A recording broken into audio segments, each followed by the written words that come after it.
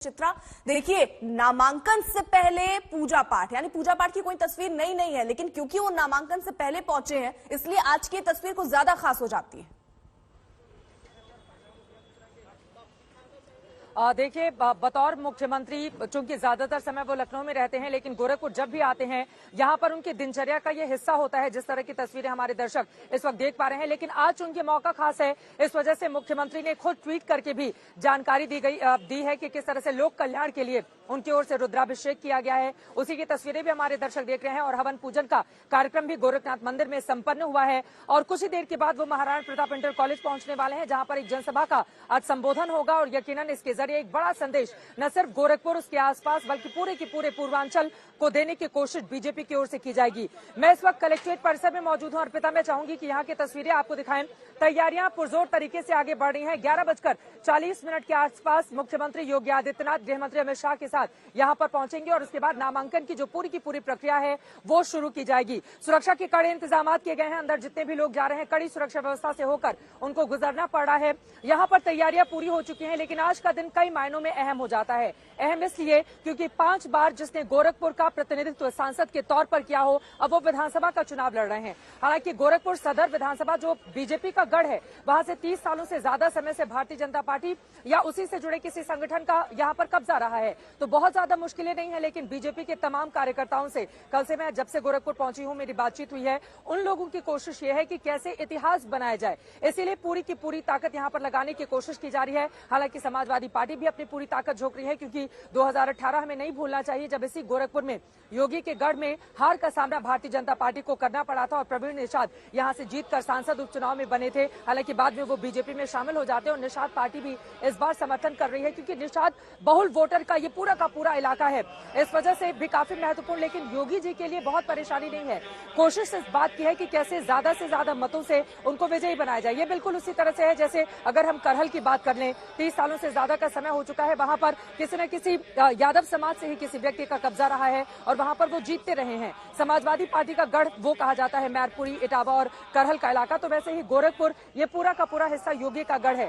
सुबह से एक खास संदेश भी इन तस्वीरों के जरिए देने की कोशिश मुख्यमंत्री की ओर से की जा रही है, क्योंकि गोरखपुर सदर से पहली बार वो विधानसभा के चुनाव में मैदान में है। लेकिन पूर्वांचल में कुल 164 विधानसभा की सीटें आती हैं और इसमें से 115 पर बीजेपी ने कब्जा किया था। लेकिन इस बार सेंधमारी लगातार अखिलेश यादव की भी जारी है। आजमगढ़ से वो सांसद हैं। वहीं दूसरी तरफ हमने देखा था पूर्वांचल के कई हिस्सों में, गोरखपुर में भी, जौनपुर में भी हमने देखा था किस तरह से उनकी विजय यात्रा में काफी ज्यादा भीड़ उमड़ रही थी। तो इस गढ़ को बचाना बीजेपी के लिए बड़ी चुनौती है।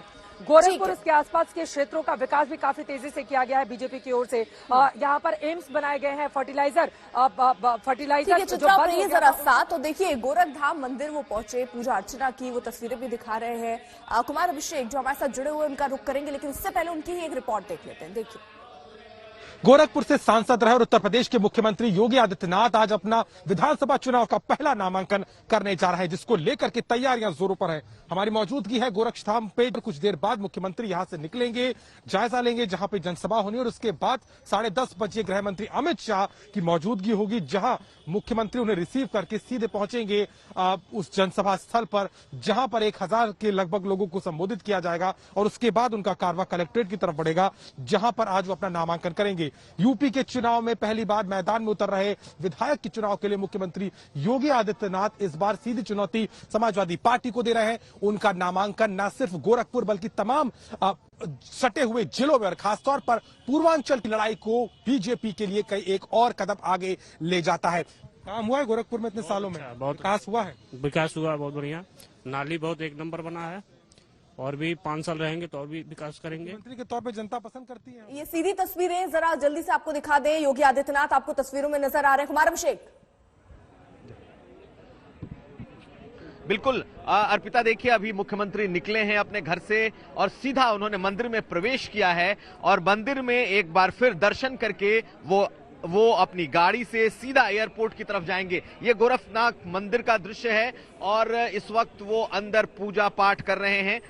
यहां से बस कुछ ही मिनटों में वो निकलेंगे और उनकी गाड़ी लग चुकी है। यहां से वो अमित शाह को लेने एयरपोर्ट जाने वाले हैं। हम आपको दिखा दें मंदिर जिसके भीतर वो मत्था टेकने पहुंचे हैं, क्योंकि यहां से मत्था टेकने के बाद ही वो नामांकन के लिए जाएंगे, जनसभा के लिए जाएंगे।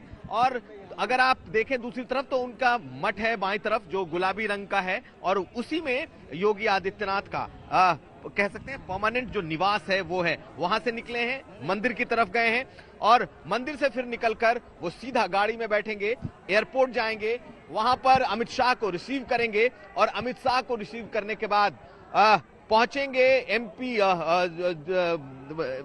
जो कॉलेज है वहां पहुंचेंगे, जहां पर एक जनसभा होगी, और उसके बाद वो अपना नामांकन दाखिल करेंगे, कलेक्ट्रेट जाएंगे, फिर उसके बाद लौटेंगे और इसी मंदिर प्रांगण में आएंगे। यहां पर अमित शाह, धर्मेंद्र प्रधान, स्वतंत्र देव सिंह, इन तमाम लोगों के साथ दिन का भोजन है, और उसके बाद अमित शाह तकरीबन 1:15 बजे वापस चले जाएंगे। लेकिन इस वक्त आप देख सकती हैं, हम आपको तस्वीरें दिखाएं, क्योंकि वह कुछ क्षणों में पूजा पाठ करने के बाद वो वापस आएंगे, और इस मंदिर से निकलकर आज का उनका पूरा का पूरा दूसरा कार्यक्रम है।